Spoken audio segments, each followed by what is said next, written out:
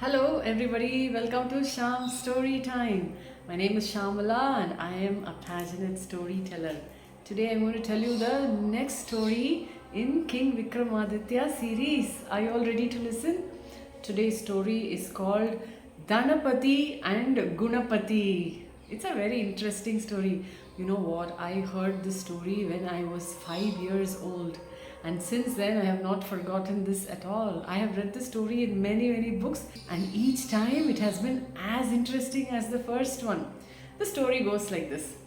Kingbhojaraja went back to his chambers. He got ready the next morning and came straight to the room where King Vikramaditya's throne was placed. He started to climb the stairs. The moment he put his foot on the 5th step, the puppet on that step stopped him. "Stop, King Bhojaraja. Are you worthy enough to sit on the seat of King Vikramaditya?" it asked. By now, King Bhojaraja was very much interested in learning more about King Vikramaditya. So he asked the puppet, "Who are you? What are you going to tell me?" The puppet said to him, "My name is Mantra Manonmani, and I am going to tell you the story of King Vikramaditya." And it went on like this. Once it was time for King Vikramaditya to leave his throne for 6 months and go to the forest. The king and his minister brother Patti, both of them were walking towards the forest. They went into the depths of the forest. Suddenly, they came to a fork. A fork means a road leading to 2 pathways. And there was a sign written on the board. And it read this. There was an arrow mark towards north which said, "This is the way to Aragapuri." Aragapuri was ruled by a great king named Araganathan, and in his court sat 2 women. Their names were Dhanapathi and Gunapathi. Another arrow mark was pointing south and it said Vimapuri, and this was guarded by the great queen Amritavarshini, and she had a daughter whose name was Pesa Madandai. And it also had a note, if 2 people come to this fork at the same time, each of them should take different routes and not the same. So King Vikramaditya and Patti, each of them should go on different roads now. They were wondering what to do. They looked here and there. There was an old man who walked by. They asked him, "Do you know anything about these people? Dhanapathi, Gunapathi, Pesa Madandai?" They asked. The old man clarified all their questions. First, he said that Dhanapathi and Gunapathi were in equal status with the king, and they also had their own palaces just outside of the king's castle. He said that if anyone wants to meet these girls, there is a calling bell just outside their home. You simply have to ring the bell. And to the one that opens the door, you have to give 1,000 gold coins. Only if you did that, you can see the girls themselves. They will come out and talk to you. And then after talking to them, if they are interested, maybe you can marry them, he said. On the other hand, Pesa Madandai, who lives in the northern direction, is heavily guarded on all 4 sides by thick walls. Her mother, Queen Amritavarshini, takes good care that nobody can go near her. Pesa Madandai literally translates to the girl who does not speak. And Pesa Madandai doesn't speak at all. Her mother has said that anybody who crosses all the obstacles that are there around her and comes to her, makes her speak at least 3 times in one night, then Pesa Madandai will marry that man, not otherwise. The old man also added that many kings wanted to go and see Pesa Madandai. Most of them died while crossing these obstacles. A few that made it after seeing Pesa Madandai could not make her speak at all. Whatever they did, however they tried, Pesa Madandai would not speak. They also failed in their endeavor, and we hear rumors that if they are a failure, the kings are killed. This is what the old man said. Now King Vikramaditya and Patti were interested in it. We have to go and find out more about these women, they thought.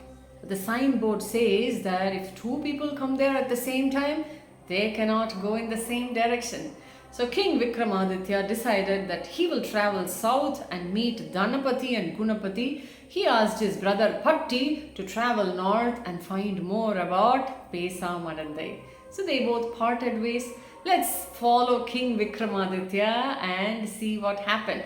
As soon as he went to Aragapuri, he heard the same story that was shared by the old man from so many other people that were there. Then he came to the palace of the king. It was a huge mansion, and on adjacent sides there were two palaces. One belonged to Dhanapati, another belonged to Gunapati.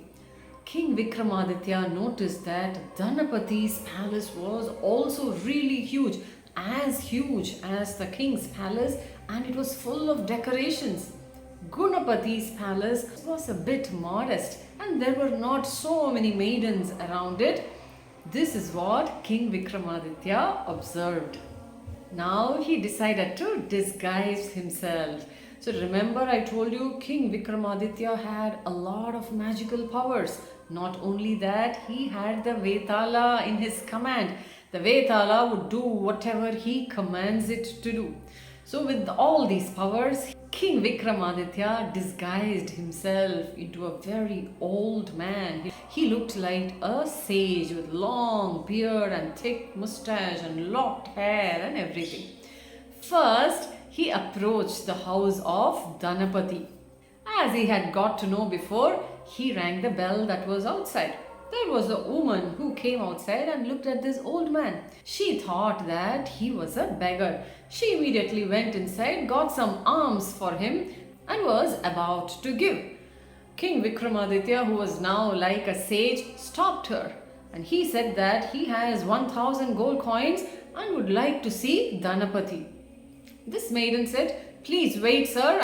I will go and check with my mistress." Saying so, she went inside, spoke to Dhanapati. She said that there was an old man waiting outside who has 1,000 gold coins and would want to meet Dhanapati. She came in a rush to the gate and met this old man, and she started to yell at him.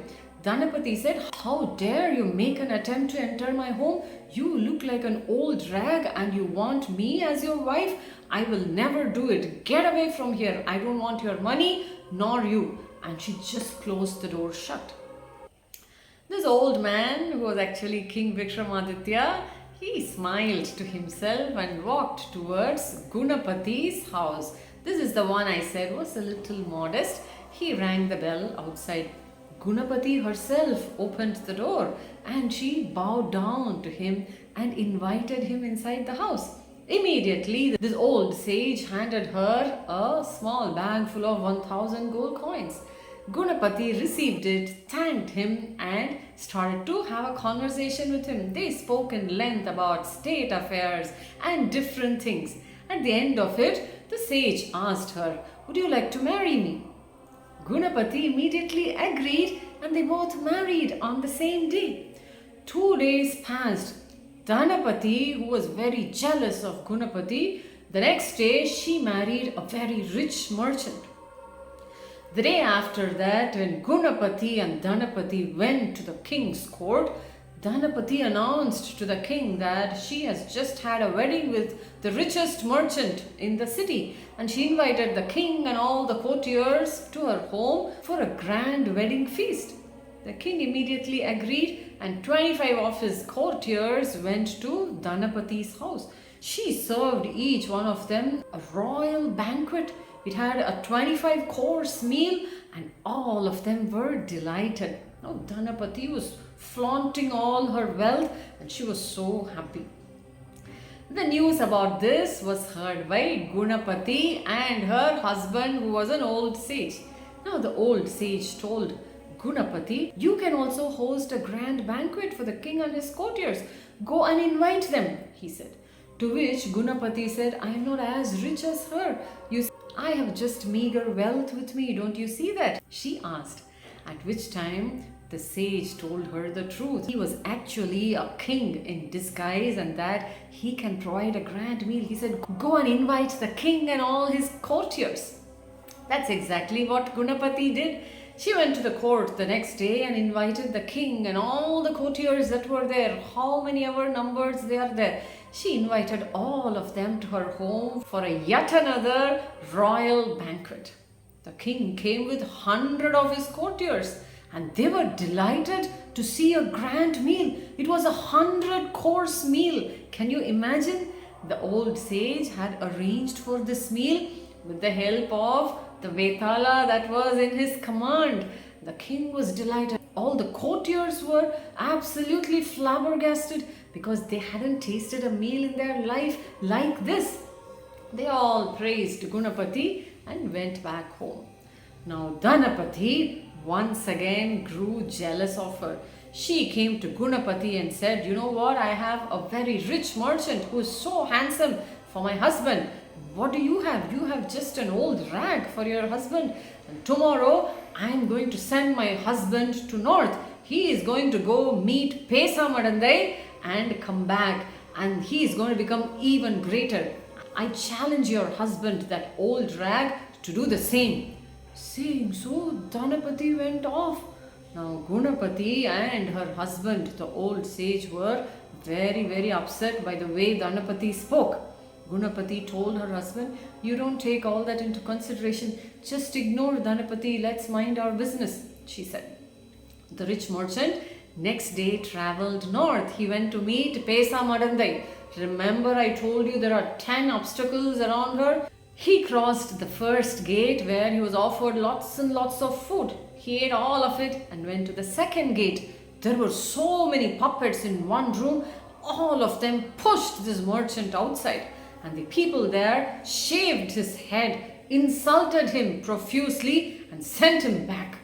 This merchant came back to Dhanapathi's house. Many of them couldn't recognize him at all.